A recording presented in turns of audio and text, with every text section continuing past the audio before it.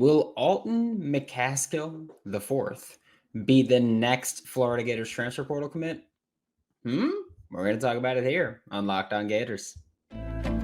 You are Locked On Gators, your daily podcast on the Florida Gators. Part of the Locked On Podcast Network, your team every day.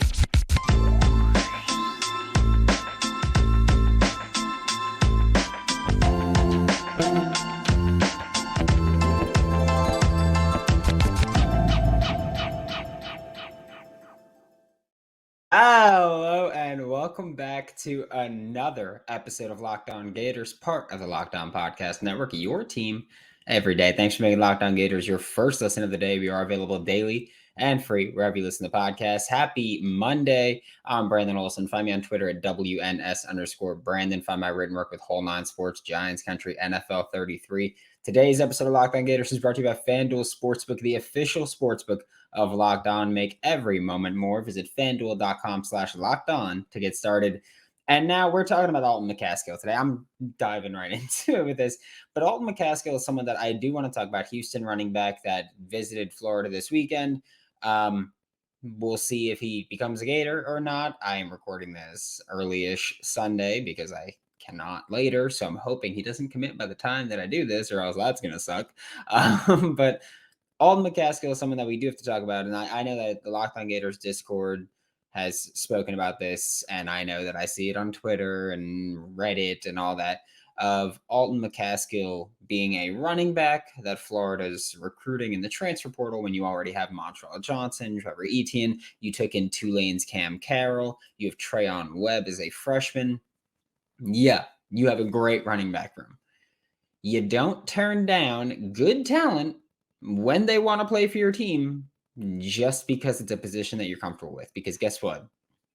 I don't know about you guys, but if Montrell or Trevor Etienne get hurt, I don't feel comfortable about the running back room anymore, right?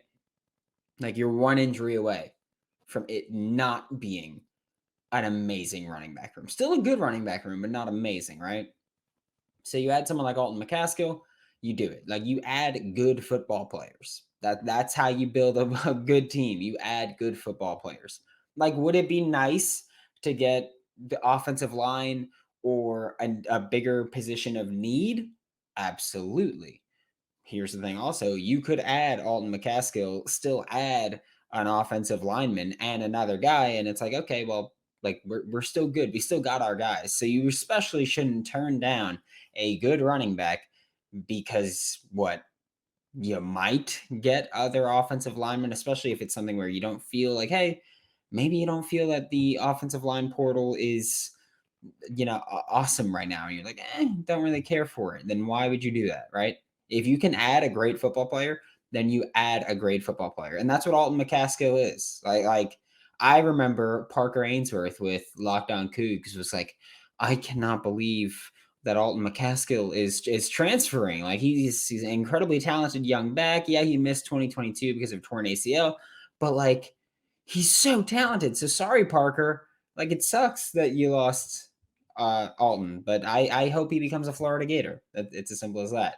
But I do think also the plan with Alton McCaskill in the running back room, like let's hypothetically, Alton McCaskill becomes a Florida Gator. Okay, where does he fit in? Like, I think you look at the running back rotation for 2023 and you say Montrell's running back one. Montrell's running back one, regardless of how you feel about Montrell, Trevor Etienne, like duo, Montrell's one. That's what he's the better running back. No other way around it. So Montrell is number one. Trevor Etienne is probably number two. If Alton McCaskill is in there, it's still probably Trevor Etienne and then Alton McCaskill. And Cam Carroll is still going to be involved. Like, Cam Carroll was brought in to be a passing down specialist. That's what he was brought in to do.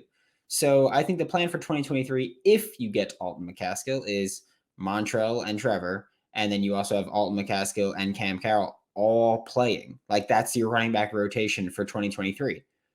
And then Cam Carroll, I believe, is out of eligibility after 2023. So he's gone. Then you also run the risk of losing Montrell Johnson to the NFL draft because, well, he's incredibly talented. And so if he has another strong 2023, if he has another strong season, you could very well see him declare for the NFL draft. And it's like, well, hell of a football player, so he's gone. And then now you're not as stacked at running back, are you? Yeah, you got some 2024 commits, but are you willing to just constantly every year go, yeah, we just have freshmen that are going to contribute every single year? Because that could be sustainable, could not be, right? You're kind of shooting with a wild card there. But if you have Alton McCaskill, then you've got Montrell Johnson, Trevor Etienne, Alton McCaskill, Cam Carroll for 2023. 2024, you look at Trevor Etienne, Alton McCaskill, and then you have Trayon Webb could step up. Chauncey Bowens can step up. You can grab another portal running back. Like, you've got plenty of talent there. So, or you've got plenty of options there for 2024. So I think that's kind of the plan with Alton McCaskill, because he's still got eligibility too. So yeah, he's probably going to be here for a bit. And I will also say this. I wanted to see a lot of this in 2022, but we didn't. And I feel like that was partially not having the depth at running back. Like, I feel like that's what going to be a big difference between 2022 and 2023 is not having so many players play when they shouldn't have, or not having, like, not limiting yourself, we'll say. Like, quarterback depth was an issue, so Anthony Richardson didn't run as much as he wanted to. Defensive line depth was an issue, so Javon Dexter had to play way more snaps than he wanted to. I think that Billy Napier and this coaching staff did not feel comfortable really with the running back room last year. Like, Montrell and Trevor Etienne, yep, you're comfy. You're in a snuggie at that point with the running back room you had there. And then behind them, you had Naquan Wright and Lorenzo Lingard, and neither of them really pop, right? Like, if they did, they would have played more. And I get it. I feel like a lot of Florida Gators fans love Lorenzo Lingard. I love Naquan Wright, but they weren't good enough, or at least the coaching staff didn't feel comfortable enough with them, so they didn't play them more, which I think limited something that Billy Napier wants to do and wanted to do last year and will do this year in using two back sets. And I don't mean like I form. I mean Graham Mertz in this case in the shotgun, Montrell on the left, Trevor on the right, and then you can also rotate with them, and then you can go single back with neither of them, and you can put McCaskill or Cam Carroll. So I think that that's going to be a big approach here for 2023 is two running back sets, which means you need more running back depth, which means Alton McCaskill would be a super ad here. I don't know why I chose super, but that's what I chose for the addition here, because I think that Alton McCaskill is so freaking good. Like, I'm being honest with you, that kid's a beast. So if he's a Gator, woo! Like, I'll go nuts about it. We are about to talk about what he brings to the table specifically, but first, today's episode of Locked On Gators is brought to you by FanDuel. It's America's #1 sportsbook. New customers get a no sweat first bet up to $1,000. That's up to $1,000 back in bonus bets if your first bet doesn't win. And I'm going to tell you, I love FanDuel. I've started betting home runs more this year. So, like, Pete Alonso, Gator legend, has been doing it for me a lot. I feel like we have like a weird amount of Braves fans for some reason in Gator Nation. Just like a really weird amount and a really weird thing to like, especially with the Rays, which, by the way, Randy Rosarina, awesome. But with the Braves, who I hate, Matt Olson cooking for me. Cooking. That's all I'm saying about that. Don't miss your chance to get your no sweat first bet up to $1,000 in bonus bets back when you go to FanDuel.com/lockedon to learn more. Thanks again for making Locked On Gators your first listen of the day. We are available daily and free wherever you listen to podcasts. And when we talk about Alton McCaskill stylistically, we'll say, like, his skill set, stylistically, he kind of reminds me of Montrell Johnson. I do think that Alton McCaskill is more of a boom or bust runner. Like, I think that when you watch the game, first of all, you see that. And even when you look at just the numbers, production wise, a lot of Alton McCaskill's production comes on explosive runs. Like, he had 189 carries in 2021. 46% of his yards came on like 19 carries, which means the other 170 equaled his other 54% of his rushing yards. Like, that's as boom or bust as it gets. So I think that that's a big thing with Alton McCaskill, but it's also weird because it's not like boom or bust in the sense of, little run, 70 yards. Like, his longest rush in his career, 36 yards. Like, he's not picking up these 60-yard runs. Like, that's not how he is boom or bust. He's more, I'm trying to think of a running back in the NFL that I would equate him to, and I'm having a little bit of difficulty here. But like, you look at, 2 yards, 3 yards, 24 yards. Like you see that kind of production, and it's like, okay, like that's fine. And then you look at the next drive, and it's like, okay, what did Alton McCaskill do? And it's like, well, 1 yard, 3 yards, 19 yards. And that's kind of how he picks apart defenses. Like, he's not picking up these explosive runs that are 70 yards. He's just picking up consistent chunks of 15 plus yards. Like I don't want to say Ramondre Stevenson, because I feel like Ramondre Stevenson is too slow. But like a Tyler Algier, we'll say. Tyler Algier, Miles Sanders type, where it's like, yeah, like they're not breaking off these massive runs, but they're picking up big chunk plays in a hurry, and they're doing it relatively consistently. And that's what they do. And that's a fine running back style. I have no issue with that, because that is like something where if you prove you can sustain that, you live with it, right? Same way you deal with, a big armed quarterback that turns the ball over every now and then. Like, you live with it because they give you so many good explosive plays. Alton McCaskill also as a pass catcher, which is a big thing for me, because again, I think running backs, I call them pass catchers. I know a lot of people are like, no, pass catchers, wide receivers, tight ends, skill position running back. I don't care. Modern football, the running back is a pass catcher. Like, the running back is used consistently in the passing game, but not at Florida. And that's something that I do want to see improved. Alton McCaskill might not be the guy to do it. I genuinely can say that in the 3 games of him that I watched, he wasn't used a ton as a pass catcher. And that's why I'm like, well, can he do it? Can he not do it? Like, can he do it? And he just wasn't asked to do it. We'll find out if he gets to Gainesville. But most of what he did as a pass catcher was like catching the ball behind the line of scrimmage. Whether it was, he's running a swing and he's just the guy waiting there, whether it was a design screen, no matter what it was, a lot of what Alton McCaskill did as a pass catcher was catch the ball behind the line of scrimmage, then run. Like, let me just look at his numbers. He had 113 receiving yards in 2021. 123 of them came after the catch.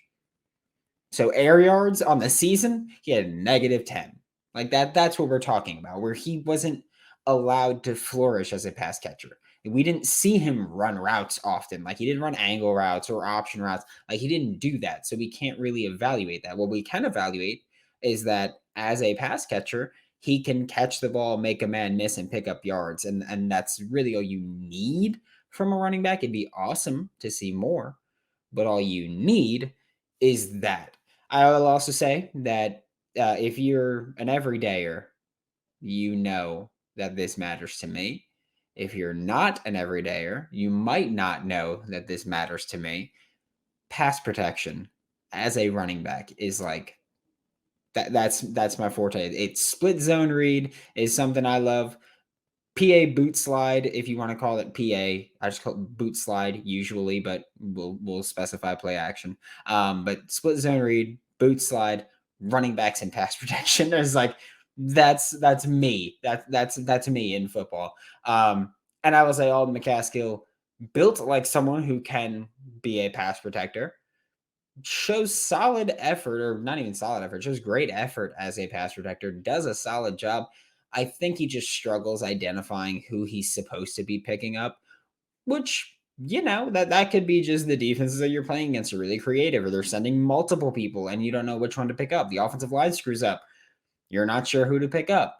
But I think that Alton McCaskill shows effort consistently as a pass protector. I think he's got the talent. He's got the skill set to do it. It's literally just knowing what your responsibility is at that point in time. I will also say that Alton McCaskill, while he wasn't like a huge part of the passing game, did have 21 catches in 2021. So more than Florida's running backs had by a pretty sizable margin. So he had 21 catches in 2020, or more than Florida's running backs had last year. So Alton McCaskill would immediately be the second most productive pass catcher in the running back room behind Cam Carroll, which also, like, let's talk about this combination because we're going to talk about how he fits into the offense. So let's just do that now. Cam Carroll, pass catching back. Alton McCaskill can be a pass catching back, I think. You have Montrell Johnson and Trevor Etienne who have not been used as pass catchers. Think about like the two back set that I talked about before, where I'm like, okay, like Florida works in more two back sets because you've got more depth. You can operate just a bit more that way and you kind of free things up. Imagine Graham Mertz in the backfield. And to his left, Montrell Johnson. To his right, Cam Carroll.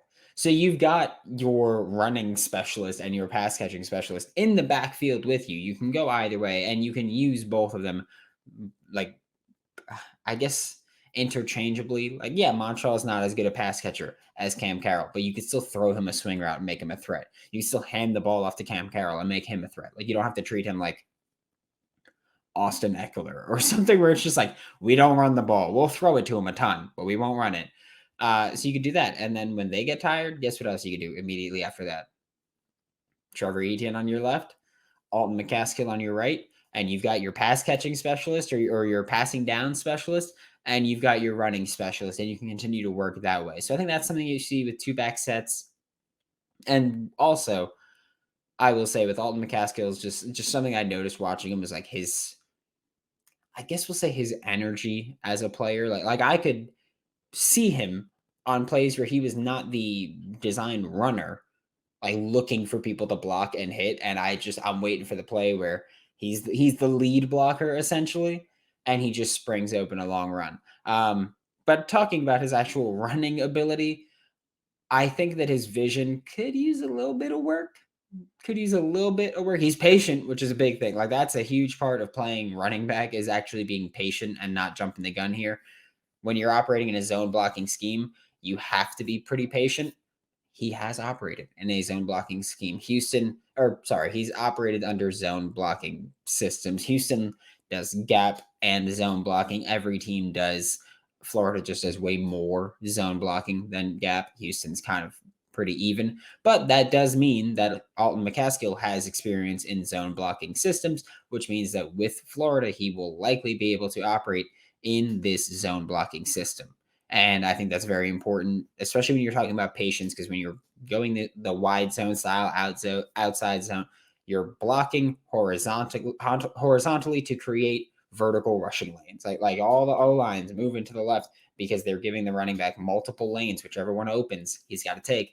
And being patient really helps with that, but also knowing when to put your foot into the ground and get your tuchus moving upfield. One thing that I think Alton McCaskill brings to the table that I don't want to say he does better, but does more balanced than Montrell Johnson and Trevor Etienne is that Alton McCaskill has proven that he's comfortable working inside and out consistently and not losing any not losing any level of production or consistency there. Like when you watch Trevor Etienne, when he works outside the tackles, he does a fantastic job. Like he is so explosive and dynamic outside the tackles. But then when you run it inside the tackles, there's an issue sometimes. Like he's fantastic as a runner. He is a little small as a runner, and that tends to eat him up sometimes. Like that's just what that is. Maybe that's more indicative of what Florida had on the interior last year, but Florida had an All-American and an All-SEC guard. Didn't have that at tackle. So I think that it's kind of better, or kind of less indicative of that and more indicative of Trevor Etienne. It was also his first year as a running back in college. So it could be, but yeah, Trevor Etienne worked mostly outside the tackles last year. That's another thing. He worked mostly outside the tackles. He was great outside the tackles. That's why they kept doing it. Montrell Johnson worked mostly inside the tackles as a runner. But Alton McCaskill worked inside, explosive. Worked outside the tackles, explosive. Like that's what you bring to the table. You bring someone who can be very versatile and work both ways that you might need them to or that you might ask them to, as well as giving you new wrinkles to the running game or new wrinkles to your offense, really, by giving Graham Mertz another pass catching back. Because Graham Mertz likes throwing to the running backs. He did it a lot in Wisconsin. I understand their offense is kind of just give the ball to the running back in any way possible and let him make plays. True, that is what Wisconsin does. But it's also what Graham Mertz has been comfortable with for a few years now. Like, he's been comfortable with keeping the ball over the middle of the field, throwing to tight ends, throwing to running backs. That's what he did a lot. So give him more options. Like, you have to put him in a position to succeed. Getting Alton McCaskill does exactly that. Okay? That's what I'm saying. Billy, lock it in.